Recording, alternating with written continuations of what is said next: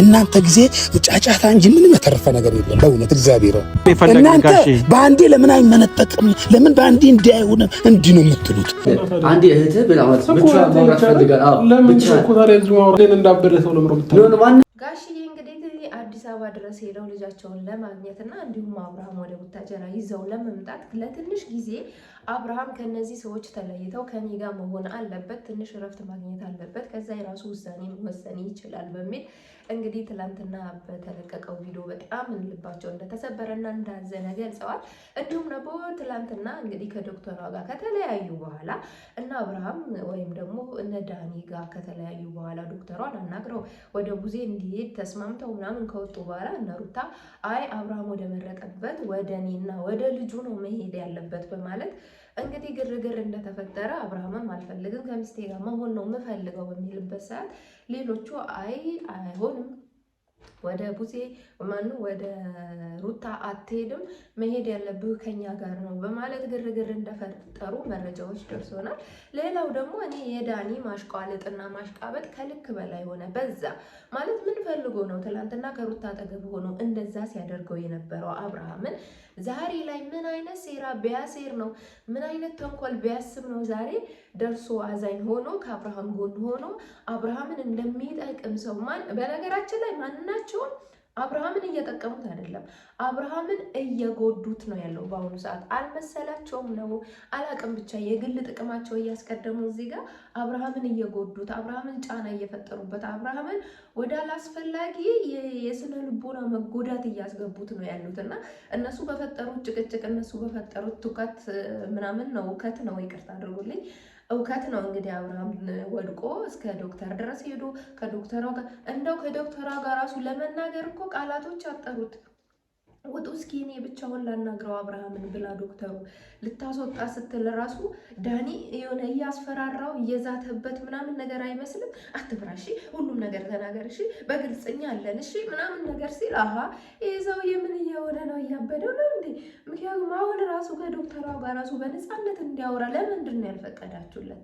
እውነት ግን አሁን አብርሃም ያለበት ችግር በሙሉ ለዶክተሯ ነግሯታል ብላችሁ ታስባላችሁ? አልነገራትም። የሆነ የሚፈራው ኃይል አለ ማለት የሚያስፈራራው ወይም የሚፈራው ወይም እኔ እንጃ ብቻ ዝም ብሎ ነው አሁን በግድ ተጭኖ ይመስለኛል ከሩታ ጋር ከልጄ ጋር መሆን ፈልጋለሁ እያለ ያንን ራሱ በማለቱ የሆነ ዋጋ ላይ ያስከፍሉት ያሰቡ ሁላ ነው የሚመስለውና እውነት በጣም ያሳዝናል። ምክንያቱም አብርሃም አሁን መሆን ያለበት ከሚስቱና ከልጁ ጋር ነው መሆን ያለበት። ምክንያቱም ሰላሙ እንዲመለስ ጤንነቱ እንዲመለስ ወደ ራሱ እንዲመለስ ማድረግ ያለባችሁ የምር የግል ጥቅማችሁ አንገብግቧችሁ ካልሆነ በስተቀር የምር የአብርሃም መታመም የአብርሃም መቃወስ እናንተን አሳስቧችሁ ከሆነ መተው አለባችሁ። በቃ አብርሃም ወደ ፈለገበት ወደ ሚስቱ ወደ ልጁ መሆን ነው ያለብኝ ካለ ዶክተሯም ያለችው ሰላም ስጡት፣ አጨብጭቁት፣ ወደ ፈለገበት ይሁን፣ የራሱ ውሳኔ አክብሩለት ነው አይደል ያለችው።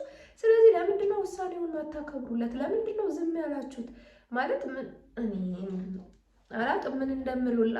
ሰላም ጤና ይስጥልኝ። በመላ ዓለም የምትገኙ ውድና እንቁ የኔ ቤተሰቦች እንዴት ናችሁ? ደህና ናችሁ? እኔ ያለው እግዚአብሔር ይመስገን በጣም ደህና ነኝ። እንግዲህ ትላንትና በተለቀቀው ቪዲዮ አብርሃም ለረጅም ሳይነቃ ቆይቶ ከዛ ከነቃ በኋላ እንግዲህ የሆነ ትርምስ እየፈጠሩ ነበረ። ነገር ግን ዶክተሯ ደግሞ አብርሃምን ለብቻው ማናገር ስለምትፈልግ ብቻውን ለማናገር እየሞከረች ነበር። ያንን ነገርም ደግሞ እንግዲህ ብትሞክርም እነ ዳኒ ጣልቃ እየገቡ እንደዚያ ባል እንደዚያ አትበል ምናምን እስከ ማለት ድረስ ደርሶ ነበረ ማለት ነው። እና የዳኒ ፍላጎት ምን እንደሆነ እኔ እውነት ለመናገር ቀስ ብሎ ልጁን ለመበቀል ያሰበም ይመስለኛል። የሆነ ሴራ ያሴራ ነገርም እየመሰለኝ ነው። ምክንያቱም እውነት ደርሶ አዛኝ መሆኑ እኔ ሊገባኝ አልቻለም። እስከዛሬ ከሩታ ጋር ያ ሁሉ ነገር ሲያደርግ የነበረው ሁሉ ረስቶ ዛሬ ከአብርሃም ጎን ነኝ ብሎ መጥቶ በዚህ ልክ መቅለብለቡ ለእኔ ተገቢ ነው ብዬ አይደለም። ሲቀጥል ደግሞ ልጁ በነፃነት እንዳይናገርና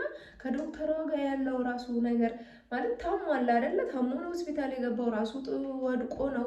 ስለዚህ መታከም አለበት፣ መዳን አለበት። ያንን ደግሞ ለመሆን የዶክተሯ ምክር መስማት አለበት።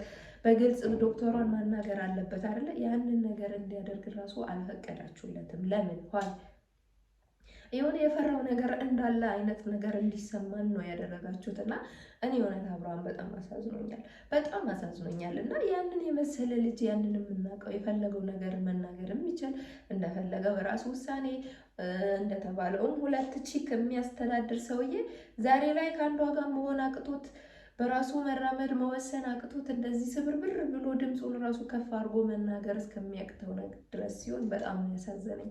እውነት በጣም አሳዝኖኛል እንደ ሰው ማለት ነው። እና ስለዚህ አሁንም እነ ዳኒ ተውት፣ በቃ ከልጁ ራሱ ረዱና አብርሃም ወደ ፈለገበት ወደ መረጠው እንዲኖር።